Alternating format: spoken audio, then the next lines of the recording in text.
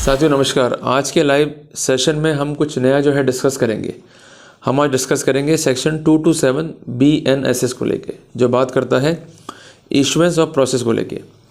ये कहता है कि कोई मजिस्ट्रेट है जो मामले का जो है संज्ञान ले रहा है, तो वो प्रोसीडिंग जो है वो जारी कैसे करेगा। साथियों, इस जगह आने से पहले हमें कुछ बातें और समझनी होगी, उसको नोट डाउन जो है करना पड़ेगा। आप एक बात समझिए कि अगर कोई आपकी शिकायत है कि भाई अपराध हुआ है और आप चाहते हैं कि मजिस्ट्रेट जो है कार्रवाई करें, तो उसका प्रोसेस क्या है कि एक परिवाद जो है आपको दाखिल करना होगा। उस परिवाद पर मजिस्ट्रेट जो है परिवादी के बयान रिकॉर्ड करेगा और अन्य गवाह अगर उपलब्ध हैं तो उनके बयान रिकॉर्ड करेगा। Court as per section 225 BNSS कोई भी इंक्वायरी भी होल्ड कर सकता है, कोई इन्वेस्टिगेशन भी होल्ड कर सकता है और ग्राउंड लेवल के ऊपर भी जो है जांच करवा सकता है by any third party. Clear है बात ये। और उसके बाद जो सब्सटेंस फाइल पर है, अगर मजिस्ट्रेट को लगता है कि ग्राउंड बनते हैं प्रोसीड करने के, तो वो प्रोसीड करेगा। बट ऐसी स्थिति में उसे एक प्रोसेस से गुजरना होगा जिसको हम कहते हैं टेकिंग ऑफ कॉग्निजेंस। कॉग्निजेंस क्या है कि जो भी फैक्ट्स अवेलेबल हैं फाइल पे, प्रथम दृष्टया रूप से वो इंडिकेट कर रहे हैं वायलेशन ऑफ लॉ, और दूसरी बात अगर उन्हें खंडित ना किया जाए by the accused during the course of trial, तो definitely it will lead to conviction of the accused. तो उसको हम कहते हैं टेकिंग ऑफ कॉग्निजेंस, मीन्स मामले का संज्ञान लेना। और सबसे हैरानी की बात है कि CRPC में भी और BNSS में भी डिफाइन नहीं किया गया है the word cognizance. But basically चीज़ क्या है कि taking judicial notice of a fact indicating the violation of law, it is called a cognizance. ये अपने को सामान्य रूप में जो है समझना होगा और ध्यान में जो है रखना होगा। अब क्या कहता है section 227, if in the opinion of A magistrate, कि कोई मजिस्ट्रेट है उसको ऐसा बिलीव है कि किसी मामले में जो है ग्राउंड बनते हैं प्रोसीड करने के, तो वो क्या लेगा, कॉग्निजेंस। अब मजिस्ट्रेट ने कॉग्निजेंस ले लिया तो उसकी आगे की प्रोसीडिंग क्या होगी वो तय करता है सेक्शन 227 BNSS का। उसका पहला स्टेप क्या है कि आरोपी जो है वो कोर्ट में आ जाए। क्लियर है। अब आरोपी कोर्ट में कैसे आएगा, उसके लिए एक प्रक्रिया है, या तो सम्मन से आएगा या वारंट से आएगा। अगर सम्मन मामला है तो कोर्ट यूजुअली जो है सम्मन्स को इशू करेगा, पर अगर वारंट मामला है तो कोर्ट वहाँ वारंट इशू कर सकता है। बट यूजुअली डायरेक्शंस ये हैं, इवन सुप्रीम कोर्ट की भी, इवन डिफरेंट हाई कोर्ट की भी, कि आप सम्मन या जमानती वारंट इशू करें, गैर जमानती वारंट फर्स्ट इंस्टेंस पे या प्रथम बारी में आप जारी ना करें। क्लियर हो गया आपको। तो यही बात जो है यहाँ लिखी गई है कि if the case is a summon case he shall issue summons, if it is a warrant case he may issue a warrant. तो सम्मन मामले में तो सम्मन जारी करना ही करना है, बट जो वारंट केस हैं वहाँ वारंट जारी करना मजिस्ट्रेट का एक डिस्क्रिप्शन है, इसलिए वर्ड में यूज़ किया गया है। और if he thinks fit a summons can be issue. But basically object क्या है, for causing the appearance of accused before the concern court. Clear है। अब जो सम्मन होगा या कंसर्न वारंट होगा उसमें न्यायालय का नाम होगा, केस का नंबर होगा, केस चल किस टाइटल से रहा है उसका विवरण होगा, और उसमें आपको बुलाया क्यों गया है इस बारे में एक जनरल स्पेसिफिकेशन होगा। आपके नाम, आपके पिताजी के नाम, आपके एड्रेस, जिसको हम सकीन कहते हैं, उसको लेकर, और इसके अलावा उसमें एक डेट होगा, उसमें एक टाइम होगा, ये भी जो है स्पेसिफिक किया जाएगा। क्लियर है। और अगर आप उसको अवॉइड करेंगे या आप डेलिबरेटली जो है अपीयर नहीं होंगे तो मजिस्ट्रेट वहाँ पर दूसरी कार्रवाई कर सकता है। बट फर्स्ट इंस्टेंस में जो सम्मन हमारे घर पे आता है उसमें ये चीज़ें जो हैं डिस्क्राइब होती हैं। जब भी सम्मन आए तो घबराए नहीं। कई बार ऐसा होता है कि कुछ पुलिस वाले हमारे घर पर आते हैं, जिसमें अधिकांशतः ASI या कांस्टेबल होते हैं, हमको डराते हैं कि भाई तुम्हें गिरफ्तार कर लेंगे या तुमको जो है कोर्ट जाना पड़ेगा या दिक्कत हो जाएगी, ऐसा हो जाएगा और वैसा हो जाएगा। कई बातें हमें वो कहते हैं और हमें डराते हैं। सम्मन आ जाए, घबराने का नहीं है। वो एक पर्चा देंगे आपको, उस पर्चे को आप किसी एडवोकेट को जो है दीजिए और अल्टीमेटली आपका एडवोकेट जो है कोर्ट जाके मालूम करेगा कि मामला क्या है। उसके बाद समझ जानकारी लेने के बाद ही जो है आगे प्रोसीड कीजिए। एकदम अपने को जल्दबाजी में प्रोसीड नहीं करना है, और कोई भी काम अगर अपन जल्दबाजी में करेंगे तो अपने को वहाँ पर सफलता नहीं मिलेगी। डिफेंस की एक बेसिक हैबिट है कि वो काम करता है अजगर की तरह, शांत बैठा रहेगा और अल्टीमेटली अपने शिकार को जो है पूरा घेरा बनाकर जो है जकड़ लेगा और अल्टीमेटली उसको जो है निगल लेगा। तो बेसिकली अगर आप एक सच्चे डिफेंस को जो है रिप्रेजेंट कर रहे हैं तो एक बात ध्यान रखिएगा कि उतावले पने से अटैक करेंगे, अटैक मिस होगा, अजगर बन के हमको काम करना पड़ेगा।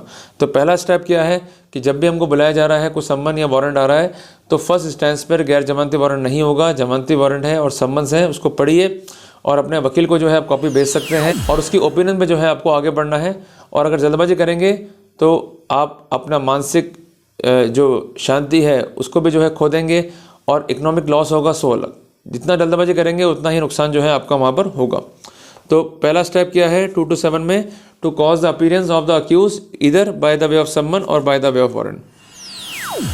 दूसरी बात क्या है कि जो समन और वारंट है ये इशू हो सकते हैं या तामील इनकी हो सकती है थ्रू इलेक्ट्रॉनिक मीन्स।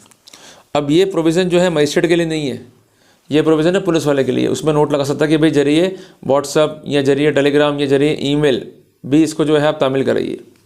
बट सबसे बड़ी प्रॉब्लम क्या है कि कई बार ऐसा होता है कि व्हाट्सअप के जो ब्लू टिक हैं वो ऑफ़ कर रखे बंदे ने, या कंसर्न जो ईमेल है वो यूज़ नहीं कर रहा है, तो इलेक्ट्रॉनिक मीन से संबंध तामील हो सकते हैं, ये बात ठीक है। बट अभी भी ये प्रैक्टिकल सीन नहीं है हमारे देश के अंदर, क्योंकि हमारे देश में जब तक प्रॉपर वेरिफिकेशन नहीं होंगे इस चीज़ों के तब तक चीज़ें पॉसिबल नहीं हो पाएगी। आज आप देखिए कि एक फेसबुक अकाउंट बनता है या अकाउंट बनता है यूट्यूब पे, या हम जीमेल यूज़ कर रहे हैं, हमारा आधार कार्ड या हमारा कोई कंसर्न डॉक्यूमेंट उससे कहाँ लिंक होता है।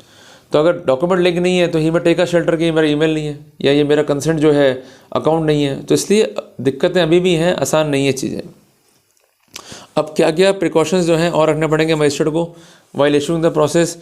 सबसे पहला प्रोटोकॉल है कि कोई भी सम्मन या वारंट जो है जारी नहीं किया जाएगा जब तक कि लिस्ट ऑफ प्रोसिक्यूशन विटनेस जो है फाइल नहीं हो जाती।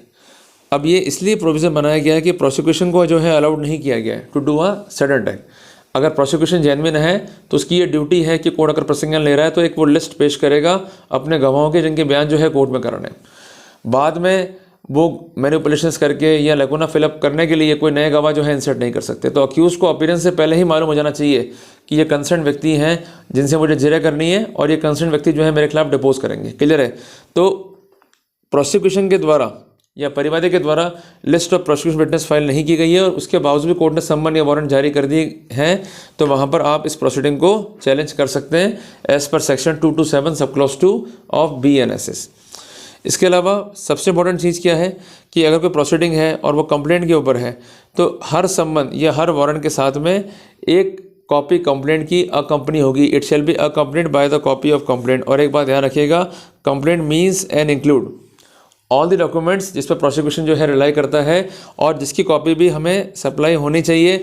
अगर उसकी कॉपी हमें सप्लाई नहीं होती है तो हम इस तरह के प्रोसीडिंग्स को section 2 to 7 sub clause 3 BNSS में जो है चैलेंज कर सकते हैं। एक बात का विशेष ध्यान रखिएगा कि वर्ड यहाँ शैल जो है यूज्ड हुआ है, शैल मीन्स मैंडेटरी है, मे का मतलब होता है डिस्क्रिप्शन।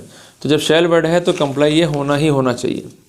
अब आते हैं हम क्लॉज नंबर 4 के ऊपर कि अगर किसी लॉ के द्वारा कोई प्रोसेस फीस की भी जो है डिमांड की गई है या डिमांड की जानी है जो कि पे होनी है, तो ऐसे सिनेरियो में जब तक वो फीस पे नहीं हो जाती तब तक कोई भी सम्मन्स जो है जारी नहीं होंगे, कोई भी वारंट जो है जारी नहीं होगा।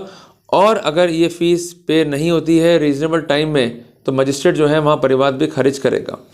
तो एक बात ध्यान रखिएगा कि अगर प्रोसेस फीस पे नहीं हुई है और उसके बावजूद भी सम्मन या वारंट जारी हो गए हैं तो आप section 2 to 7 sub clause 4 BNSS में आपत्तियां जो है पेश कर सकते हैं।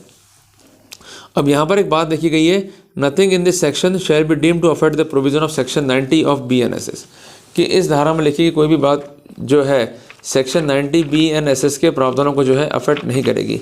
अब इसको भी जो है अपन एक बार देख लेते हैं कि सेक्शन 90 BNSS का जो है क्या है। एक शॉर्ट आइडिया जो है हम यहाँ पर ले लेते हैं ताकि हमें दिक्कत नहीं पड़े। ये बात करता है issuance of warrant in lieu of और इन एडिशन टू सम्मन। कई बार क्या होता है कि कोई आरोपी जो है अपीयर नहीं हो रहा है तो वहाँ पर जो है कोर्ट सम्मन्स के अलावा उसके गिरफ्तारी वारंट या जमानती वारंट भी जो है जारी कर सकती है। ये सेक्शन 90 जो है कहता है। बट ये एक अलग स्थितियाँ हैं। तो कुल मिला के हमको ये बात समझनी है कि अगर हम बात कर रहे हैं सेक्शन 2 to 7 BNSS के एंगल से और हम बात कर रहे हैं आरोपी के अधिकारों की, तो सबसे पहले अगर कोर्ट प्रोसीजन लेता है और अगर सम्मन मामला तो कोर्ट वहाँ क्या जारी करेगा, सम्मन। और अगर मामला है वारंट केस का तो कोर्ट वहाँ वारंट जारी कर सकता है, बट कोर्ट को सम्मन जारी करने चाहिए टू कॉज द अपीयरेंस। अगर अक्यूज अपीयर नहीं हो रहा है, डेलिबरेटली एक्ट कर रहा है, तो रिलाई करना पड़ेगा वहाँ पर सेक्शन 90 BNSS के ऊपर। इसके अलावा अगर प्रोसेस फी पे होनी है सम्मन से पहले तो वो अगर पेड नहीं है, सम्मन जारी कर दिए, कार्रवाई हो जाएगी इनलीगल। कॉपी ऑफ कंप्लेंट जो है must be accompanied with summons, अगर वो नहीं है और फिर भी जो है सम्मन जारी करती, सम्मन्स क्या हो जाएंगे, गैरकानूनी। और पॉइंट नंबर 3 है कि जो भी सम्मन्स है या जो भी वारंट है जो मजिस्ट्रेट इशू कर रहा है, तो उस कंडीशन में अगर उस कंसर्न सम्मन या वारंट से पहले अगर प्रोसिक्यूशन ने अपना विटनेस का लिस्ट जो है पेश नहीं करा है तो ऐसी स्थिति में पूरी की पूरी प्रोसीडिंग्स जो है वो गैर कानूनी हो जाएगी। तो ये बातें बहुत छोटी छोटी हैं पर हम ध्यान देते नहीं हैं, और कहते हैं ना भाई, जो विवाद होते हैं या झगड़े घरों में हो जाते हैं वो छोटी छोटी बातों पे ही हो जाते हैं। तो कोर्ट में आप केस को हारते हैं या केस को जीतते हैं, ये छोटी छोटी बातें ही उसका बुनियाद जो है तय करती हैं। ये शो करती हैं मजिस्ट्रेट ने क्या माइंड अप्लाई करा, मजिस्ट्रेट ने कितना एंग्जाइटी से काम करा, और प्रोसिक्यूशन कितना जेन्युइन है to follow the rule of law. अगर prosecution rule of law follow नहीं कर रहा है, we can make the objection as per section 227 subclause 2 subclause 3 subclause 4 of BNSS, and apart from that अगर section 90 BNSS की proceeding में गलत तरीके से है तो वहाँ भी उसे हम चैलेंज कर सकते हैं, बट उसके लिए हमें रिलाई करना होगा section 227 subclause 5 BNSS पे कि मजिस्ट्रेट को वहाँ पर आना ही क्यों पड़ा। अगर मजिस्ट्रेट ये प्रोसेस फॉलो करता तो डेफिनेटली राइट जो हैं आरोपी के अफेक्ट नहीं होते। तो कानून में हर चीज़ की दवाई है होगी। एक बेसिक पॉइंट है उबी जस्ट इबी रेमेडियम, जहाँ पर आपके राइट्स हैं वहाँ रेमेडी है, तो रेमेडी हमें लेनी होगी। अगर रेमेडी नहीं लेंगे तो हम राइट्स को नहीं बचा पाएंगे। तो ये महत्वपूर्ण जानकारियाँ हैं 227 BNSS को लेकर। जल्दी मिलते हैं अपन एक नए टॉपिक के साथ। टिल देन जय हिंद, जय भारत।